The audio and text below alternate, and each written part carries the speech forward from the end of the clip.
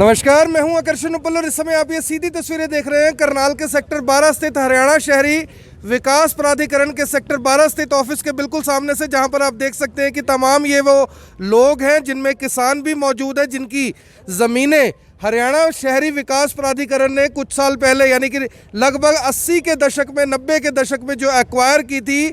इन्हें हसीन वादे दिखाए गए थे, बेहद कम दामों पर इनकी ज़मीनें ले ली थी। उस समय हुडा डिपार्टमेंट इसे कहा जाता था और इन्हें वादा किया गया था कि आपको प्लॉट्स दिए जाएंगे। लेकिन आज यहाँ पर जो ड्रॉ है, उस ड्रॉ के अंदर ये लोग आरोप लगा रहे हैं कि हमारे ना तो प्लाट निकल रहे हैं, ना ही हमारे को कोई संतुष्टि भरा जवाब दिया जा रहा है, जबकि जो एलिजिबिलिटी क्राइटेरिया है वो हम लोग पूरा करते हैं। लेकिन बावजूद इसके अधिकारी इनकी सुनवाई करने के लिए तैयार नहीं है। पिछले 35 सालों से इन लोगों की जो ज़मीनें हैं वो हुडा ने एक्वायर कर रखी, जो उस टाइम का हुडा डिपार्टमेंट होता था, आजकल इसे HSVP कहा जाता है। लेकिन इनकी कहीं सुनवाई नहीं हो रही है। सामने आप देख सकते हैं कि अब से कुछ देर बाद यहाँ पर ड्रॉ निकाला जाएगा, लेकिन उस ड्रॉ में बताया जा रहा है कि केवल 17 से 18 लोगों का ही नाम आया, जबकि 111 लोग और हैं, 110 लोग और हैं जिनका यानी कि एलिजिबिलिटी बनती है, लेकिन इन्हें प्लॉट नहीं दिए जा रहे। एक बार सबसे पहले बात कर लेते हैं, सर क्या नाम है आपका, क्यों आप यहाँ पर इकट्ठे हुए हैं और गंभीर आरोप लगा रहे हैं? मेरा नाम सर करण सिंह है। मैंने भी प्लॉट यहाँ फिल किया था, जो था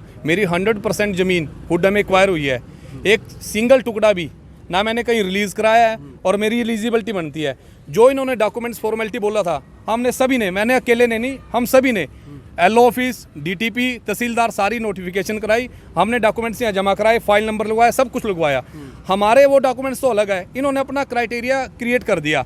आज इन्होंने ड्रॉ निकाला, ना हमारे पास इन्फॉर्मेशन है भाई आप एलिजिबल क्यों नहीं हो, क्या कारण है और क्या ऐसा कारण अभी आप इस ड्रॉ से बाहर हो। तो हम बड़े परेशान हैं सर।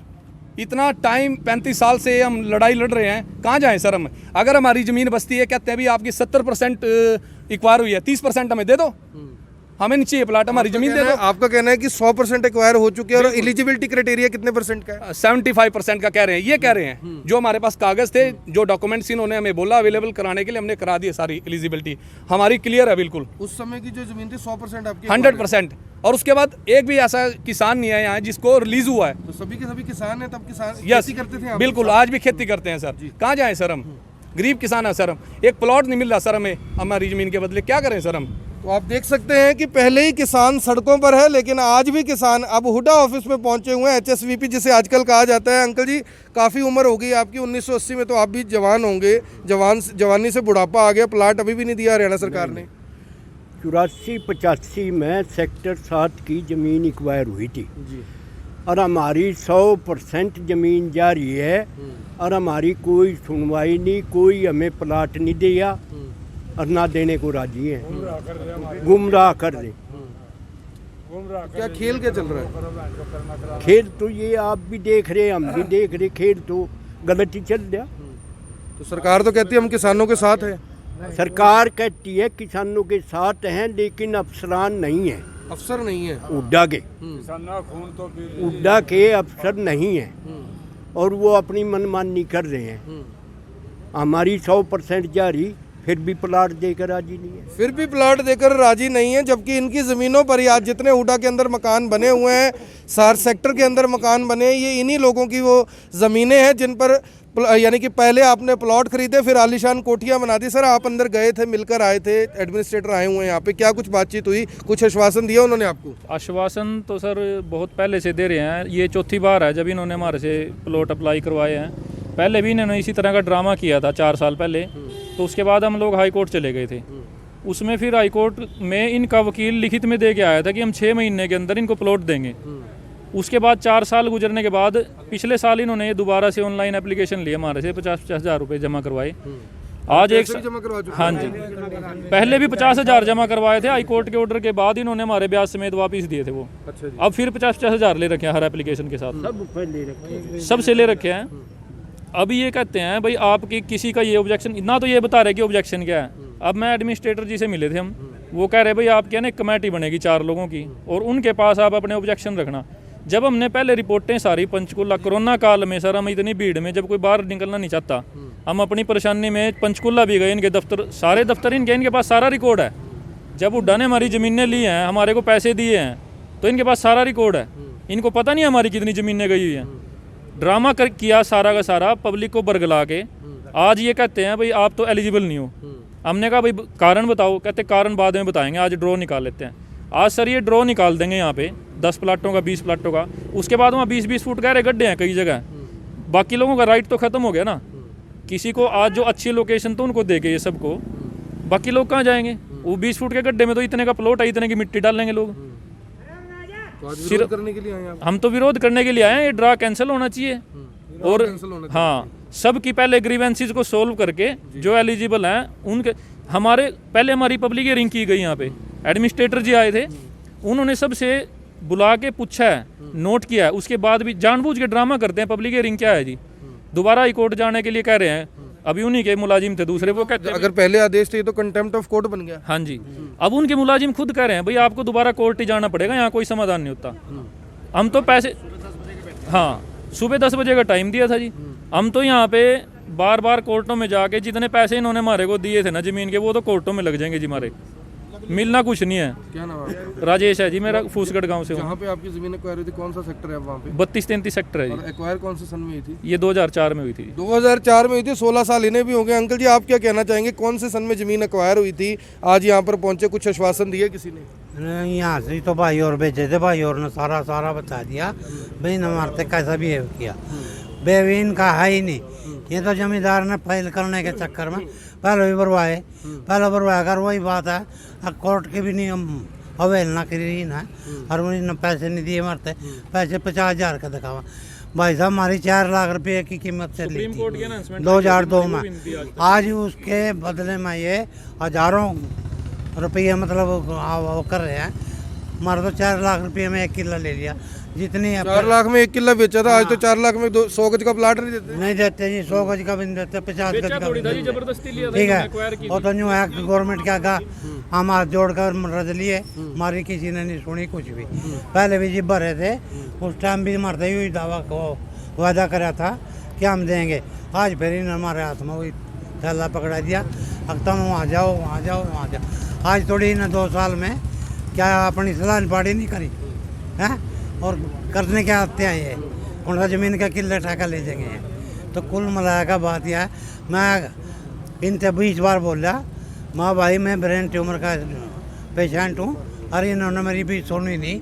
जो सा है इनका तो यही धंधा है भाई, पैसे चलते हैं, सब चलेंगे पैसे, पहले भी यही चला, आज भी यही। सिर्फ पैसे चलते हैं हुड्डा में। एक बार अंकल जी, एक बार आगे आ जाओ। आपको कितने साल हो गए, कौन से सेक्टर में आपका जमीन एक्वायर? हमारी 7 में है जी, 9 में है, 6 में है, 13 में।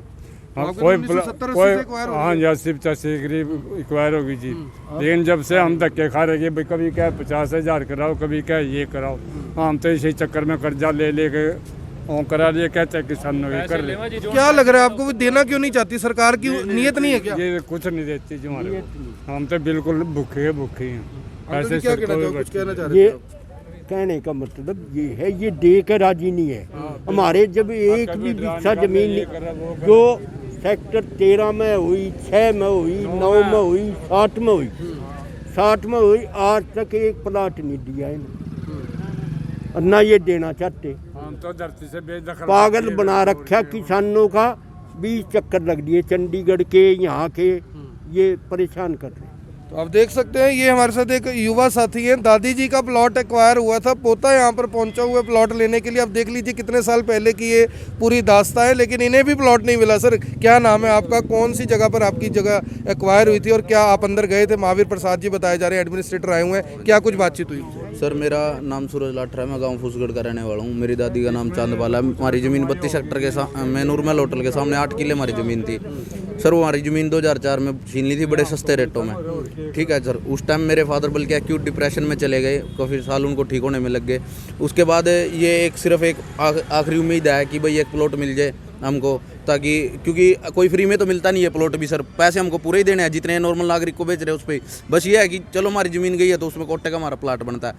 उसमें सर ये क्या कर रहे हैं, पहले 243 एप्लीकेशन थी सर, ठीक है, 243 प्लाट इन्होंने रोक लिए कोटे के। उसके बाद वो एप्लीकेशन रहेगी 134, आधे लोगों ने उम्मीद छोड़ दी। 134 में से आज इन्होंने 17-18 लोगों के प्लाट काटे हैं, ठीक है, और 17-18 में से भी आधे के तो ऐसे काट रखे जिनका बेचारों का ब्योंत नहीं, ठीक है, जानबूझ के। ये सारी एक स्ट्रेटजी है ताकि भाई जिम्मेदार नहीं मिल सके प्लाट। अब जो हमने है ना, यहाँ जितने भी खड़े हैं इस टाइम जिम्मेदार, सब ने तहसीलदार से जो जेन्युइन रिपोर्ट है, जिनकी 100% ज़मीन जा रही है, मतलब सारी ज़मीन चली गई, वो जो डॉक्यूमेंट है वो यहाँ जमा करवा रखा है, उस पर रिसीविंग लेकर डायरी नंबर तक इस डिपार्टमेंट का ले रखा है। इन्होंने वो तो रिजेक्ट कर दी।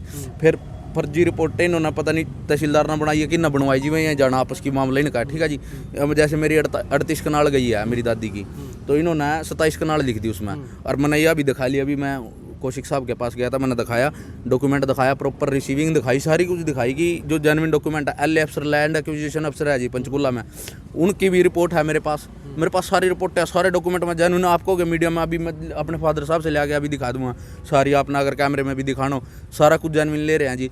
बस ये एक तरीके से पता नहीं है जी, इनकी आपस में केरोला है, ये बहका रहे हैं हमने, हमारा बार बार बेवकूफ़ बना रहे हैं। 5 साल पहले कोर्ट ने डिसीजन दे दिया कि 6 महीने के अंदर अंदर इनको प्लॉट दो, उसमें भी इनके ऊपर कोर्ट ऑफ कंटेम्प्ट बनता है। ठीक है सर, और वो तब भी ये कार्रवाई नहीं कर रहे। अब मतलब 6 महीने 5 साल पहले जो 6 महीने का ऑर्डर आ गया, उसके भी इन्होंने अब काम करा है, और अब भी ये ऐसे कर रहे हैं। तो और जो आपकी ज़मीन ही कह रहे 70% है, फिर बाकी 30% ज़मीन कहाँ गई? वह 30% ज़मीन हम तो कह रहे हैं, हमने प्लाट की जरूरत नहीं, मरता 30% ज़मीन दे दो, हम क्या करेंगे प्लाट का सर? एक 500 गज का प्लाट है, अगर मेरे 8 किले जा रहे हैं तो उसमें से 30% ज़मीन मेरे तो 2 किले ज़मीन के दे दो। मेरे तो 1 कनाल का प्लाट है, ये मेरे तो क्या नाम लग रहा 16 कनाल ज़मीन बैठती है। तो फिर बात बोला, बोले सारी चीज़ बोल लीजिए, मैंने हाथ जोड़ कर विनती कर ली, मगर सर ऐसा है हमारी आज ड्रॉ में आज ये 5-10 कर नहीं सकते क्या? इतने बड़े अधिकारी हैं, 5-10 आदमी खड़े हैं यहाँ, इनकी जिनकी जानवीन प्रॉब्लम है। फाइल उठाकर 2 मिनट का काम है। तहसीलदार से मैंने कल बात करी थी, तहसीलदार साहब ने कहा अभी तू एक काम कर, उड अफसर अगर गलत हो रही तेरी फाइल में तो तू फाइल उठा लिया, मैं तेरी सही कर देता हूँ। ठीक है, ये मेरे तो फाइल नहीं दे रहे जी उड दफ्तर वाले। मैं कहाँ जाऊँ जी, मैं आम आदमी हूँ, कोई मैं ना राजनेता ना मेरा कोई भी घना बड़ा बिजनेस मैन की मेरे मिल सिट्टी मार रहे, मैं किसका गला पकड़ू जाएगा सर? मैं क्या कर सकता हूँ? मैं तो एक आपके थ्रू अपनी आवाज़ पहुँचा सकता हूँ। मैं तो आपसे रिक्वेस्ट कर सकता हूँ कि आप इसको ज़्यादा से ज़्यादा आगे भेजें। कहीं खट्टर खुट्टर साहब सुन दो तो उनके कान तक जूरेंगे भी, हाँ जिम्मेदारों के साथ है ओम इसमें CM सिटी के अंदर ही गलत हो रहा है, ताकि कुछ अगर उनके अंदर इंसानियत और ईमानदारी, जैसे कि वो खुद को ईमानदार बताते हैं, अगर बाकी है तो फ़ोन करें इनको और हमारा काम करवाएं। हम बहुत दुखी हैं, जिम्मेदार वैसे ही मरा पड़ा है, क्या नाम ले रहा है, कभी पानी मार दे कभी कुछ मार दे, वैसे ही हम जिम्मेदार को अपने बच्चे पढ़ाने हैं। मैं भी टक्कर रहा हूँ, मेरा भाई लो कर रहा है, अपने बच्चों के एजुकेशन पे भी उसका खर्चा है, आमदनी उसकी है नहीं। थोड़ा बहुत अगर उसका कुछ प्लाट बन जाएगा कहीं ना, उसके 2 जाकत बच जाएंगे, कोई इसमें वो थोड़ी है। तो ये आप के थ्रू मैं ये कहना चाहता हूँ, अगर खट्टर साहब या कोई भी BJP का नेता या जो भी सरकार में बैठे हैं, कोई बड़ा अधिकारी, ईमानदार अधिकारी अगर कोई सुन रहे हो बात ना, जो बैठे हो, तो वो कृपया करके हमारी बात सुने और हमारे हेल्प करने का काम करें। ईमानदार अधिकारी कोई सुन रहा हो, और खट्टर साहब जैसा कि उन्होंने कहा कि वो कहते हैं मैं ईमानदार हूँ, हमें भी लगता है वो ईमानदार है। सर आपको भी लगता होगा खट्टर साहब ईमानदार हैं, तो कुछ कहना चाहेंगे CM साहब से? हाँ बिल्कुल कहना चाहेंगे। सन 1984 से और 2002 में हमारी ज़मीन एक्वायर हुई, 100% हमारी ज़मीन चली गई, और ये कहते हैं कि आपकी इसमें 75% नहीं गई और आपकी बची पड़ी है।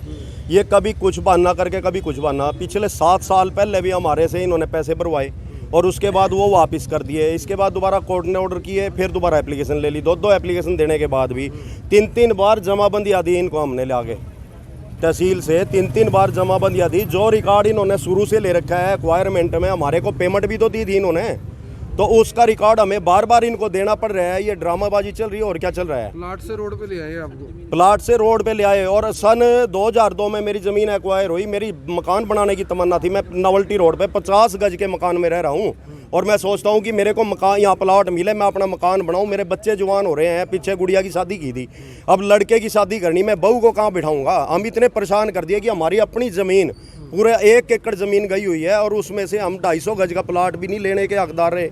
इतनी बार कहने के बाद भी और धक्के खिला रहे हैं, कह रहे हैं एलिजिबिलिटी नहीं बनती। किस तरह नहीं बनती हमारे को बताओ? अगर सेक्टर के अंदर मेरी 1 इंच ज़मीन बच रही है तो मैं अपने आप ही त्याग दूंगा इसको, जो प्लाट के बारे में मैंने एप्लीकेशन दे रखी है। क्या नाम है सर आपका? कृष्ण लाल है मेरा। कृष्ण जी हैं। और आपने देखा कि किस तरह से जो तमाम ये किसान हैं जिनकी थोड़ी थोड़ी ज़मीन थी, किसी की ज़्यादा ज़मीन थी, सबसे उस टाइम लोगों का ये आरोप है, जो किसान यहाँ पर खड़े हैं, कि धक्के से हमारी ज़मीन एक्वायर कर ली। क्योंकि आप जानते हैं कि सेक्शन 4 लगाकर, सर सेक्शन 4 ही होता है मेरे ख्याल से सेक्शन जी, 4 2002 में लगाया था इन्होंने और 2004 में इन्होंने पेमेंट की थी उसकी। 4 लाख रुपए प्रति एकड़ के हिसाब से हमारे को पेमेंट मिली हुई है। हम कह रहे हैं हम कह रहे हैं हमारे से ब्याज समेत हमारी पेमेंट ले लो। ब्याज जो जितना मर्जी लगाओ, 2 रुपए 4 रुपए सैकड़ा का ब्याज लगा लो, हमारी जमीन वापस कर दो। ये हर तरह से हम तैयार हैं, लेकिन हमारे को तो जब ये प्लाट देना ही नहीं चाहते तो परेशान किसानों के साथ जिस तरह से ये सब कुछ हो रहा है, किसान, मजदूर, आड़ती यानी व्यापारी, हर आदमी सड़कों पर है, टीचर सड़क पर है, कर्मचारी सड़क पर है। आज फिर जो किसान का ये दूसरा रूप है, क्योंकि आज आप फसलों के लिए तो आए नहीं हो, अब तो ज़मीन जो बिक चुकी है, कम से कम चलो जाते चोर के लंगोटी सही वाला काम है, वो भी देने को सरकार तैयार नहीं है। बस देखो जी, ये जो अफसर लोग हैं ना जी, ये सबको गुमराह कर रही है। सीएम साहब को भी गुमराह कर रहे हैं और हम किसानों को भी। जब हमारा राइट बनता है तो दो, मेरी 100 की 100% चली गई ज़मीन, ठीक है ना जी। मेरी 8 एकड़ ज़मीन थी जी, 8 एकड़ हाँ, सारे परिवार की, ठीक है जी। ठीक है। और उसमें एक इन्होंने प्लाट नहीं दिया, आज तक धक्के खा रहे हैं। पहले 245 कितनी भरी थी है जी, दोबारा इन्होंने रिजेक्ट कर दिए, हुए पैसे घर भेज दिए। अब दोबारा फिर इन्होंने ऑनलाइन वो भरी गई, तो उसमें भरे हमने। अब फिर ये धक्के खा रहे हैं, इनका कोई पता ही नहीं चलता क्या इनकी पॉलिसी है, क्या कुछ हुआ है। जिस तरह से सीएम सिटी है करनाल, उम्मीद होती है हर आदमी को। बाहर वाले तो काफ़ी ज़्यादा सोचते हैं भी करनाल वालों की तो जो बल्ले बल्ले हो रही है वो आपको भी पता है और हमारे को भी पता है। तो जो सीएम सिटी के लोगों के साथ अगर इस तरह का व्यवहार है अफसरों का, तो फिर मेरे को लगता है बाकी हरियाणा के लोगों को तो हवा भी नहीं आने देते होंगे। बिल्कुल नहीं आने देते होंगे, क्योंकि मेरे ये है जी, शायद सीएम साहब को पता भी नहीं होगा कि ये निचले वाले अफसर ये गड़बड़ कर रहे हैं। अगर उनके नोटिस में ऐसी होगी, वो जरूर इनकी ऐसी करेंगे। भाई क्या कर रहे हो तुम, ये सीएम सिटी है, इसको क्यों बदनाम कर रहे हो तुम।